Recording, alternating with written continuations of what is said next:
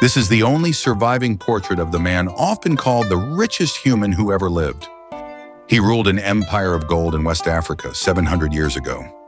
And he owned so much of it that when he spent it in a single city, he accidentally broke that city's economy for over a decade. Historians say his true fortune was so vast that it simply cannot be counted. This is Mansa Musa, and this is the most extravagant journey in human history.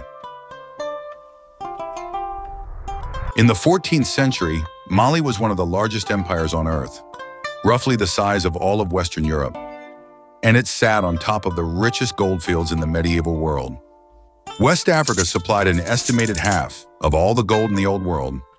But Mali's kings didn't dig the gold themselves. They did something smarter. They taxed everyone who moved it. Gold traveled north across the Sahara, and coming back south was something the empire valued just as much: salt.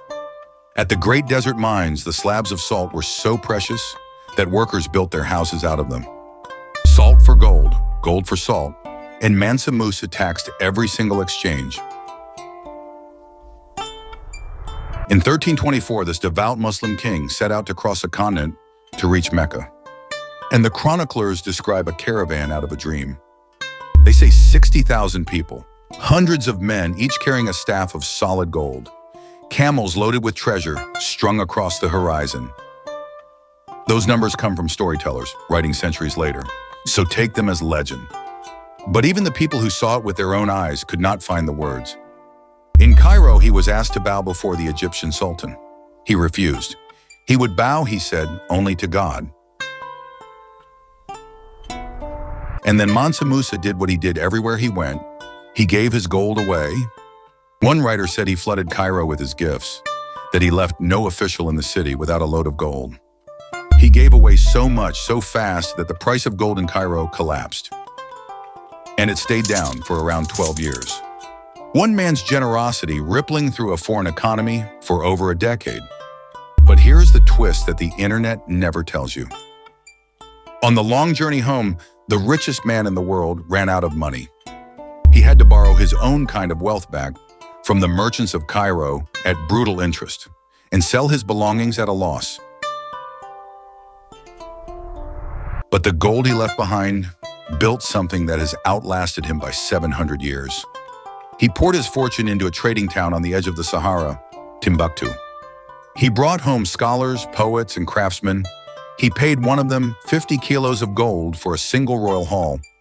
And around 1327, he raised the Djinguereber Mosque out of mud and timber and faith. 7 centuries later, it is still standing. Timbuktu filled with books and scholars, and its name became a byword for the very ends of the earth. And his journey had redrawn the map. Within 15 years, a West African king was appearing on the maps of Europe. Mansa Musa could not count his own wealth, and 700 years later, neither can we. The dollar figures you see online, 400 billion, and more are just guesses. His real fortune has no number. Because he didn't own a bank balance, he owned the gold of half the world. Empires fell, fortunes vanished, but the mosque he built still stands, and his face still rides across a 700-year-old map, holding out a piece of gold. This channel is called What Money Buys.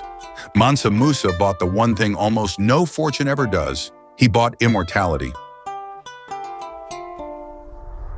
Next, the modern king who answered that same question with a palace of 1,700 rooms and a garage of 7,000 cars.